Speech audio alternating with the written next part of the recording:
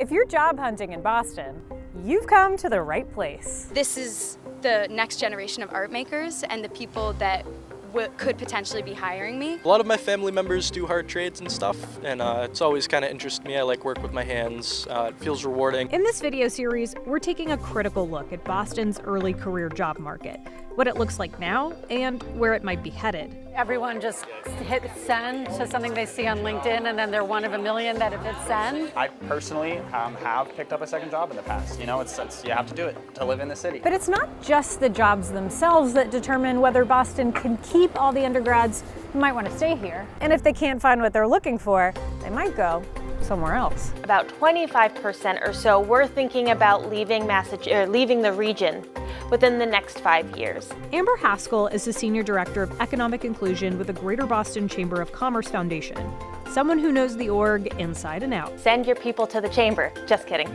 but not really. Please send your people to the chamber. She's that enthusiastic because she thinks the chamber could reverse some red flags. We can only stay competitive if we have that workforce to carry all of these companies into the future. The chamber surveyed 800 20 to 30-year-olds to see how it's going, both in and outside of the office. And respondents overwhelmingly said that when thinking about a future in Boston, they heavily weighed job availability, cost of rent, and their ability to buy a home. The good news? 89% of those respondents were pretty satisfied with their lives here, but a quarter are thinking about leaving the region in the next 5 years. And their biggest factor was that they had a hard time building community within the region. Black women and members of the LGBTQ+ community were the two groups reporting they were most likely to leave the region, placing an even greater importance on cultural and racial diversity than other respondents. It's not just about learning, it's also about being seen. And at the end of the day, I think no matter what generation you're a part of, that's all you want. That community building extends beyond the water cooler.